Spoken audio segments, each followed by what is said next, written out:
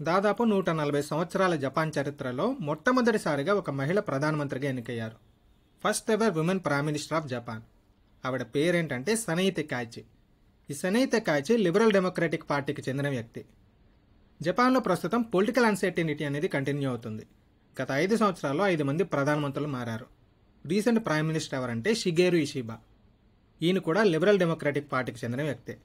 ఆ గవర్నమెంట్కి కావాల్సిన సీట్స్ రాకపోవడంతో వేరే పార్టీతో కలిపి సంకీర్ణ ప్రభుత్వాన్ని ఎస్టాబ్లిష్ చేయడం జరిగింది.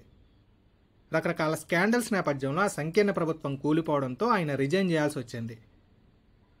సో ఇప్పుడు వేరే చిన్న చిన్న పార్టీల మద్దతుతో సనై తెకాయిచి జపాన్కి ఫస్ట్ ఎవర్ ఉమెన్ ప్రైమ్ మినిస్టర్గా అధికారంలోకి వచ్చారు.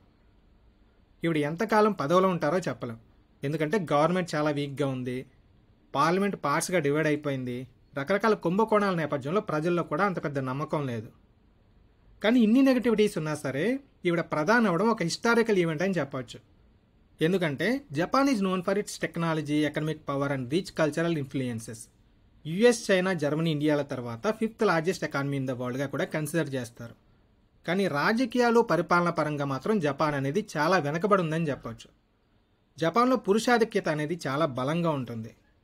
రీసెంట్గా రిలీజ్ అయిన జెండర్ గ్యాప్ ఇండెక్స్లో మొత్తం 148 దేశాన్ని కన్సిడర్ చేస్తే వాటిలో జపాన్కి వచ్చిన ర్యాంక్ ఎంత అంటే 118వ ర్యాంక్. మొత్తం G7 కంట్రీస్లోనే దిస్ ఈజ్ ద లోయెస్ట్ అని చెప్పొచ్చు. జపాన్లో పురుషాధిక్యత అనేది ఎంత దారుణంగా ఉంటుందో చెప్పడానికి ఇంకొక ఫన్నీ ఎగ్జాంపుల్ ఏంటంటే 2023లో G7 సభ్య దేశాలకి సంబంధించి ఒక ఆల్ విమెన్ సమ్మిట్ జరిగింది. మహిళా సాధికారతకి సంబంధించిన ఒక సదస్సు.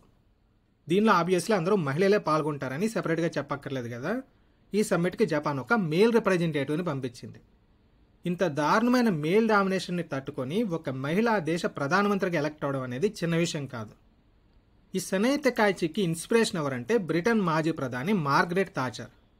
ఈ మార్గరెట్ థాచర్ని ఐరన్ లేడీ ఆఫ్ యూకే అంటారు. తెలుగులో అయితే ఇనప మహిళ అంటే ఆడుగా ఉంటుందని ఉక్కు మహిళ అంటారు.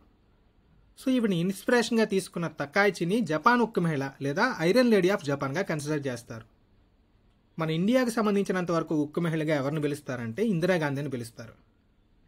సో ఫైనల్లీ సనై తెకాయిచికి సంబంధించి మనం గుర్తుపెట్టుకోవాల్సిన 3 ఇంపార్టెంట్ పాయింట్స్ ఏంటంటే జపాన్కి మొట్టమొదటి మహిళా ప్రధానమంత్రి, లిబరల్ డెమోక్రటిక్ పార్టీకి మొట్టమొదటి మహిళా అధ్యక్షురాలు, జపాన్ ఉక్కు మహిళ.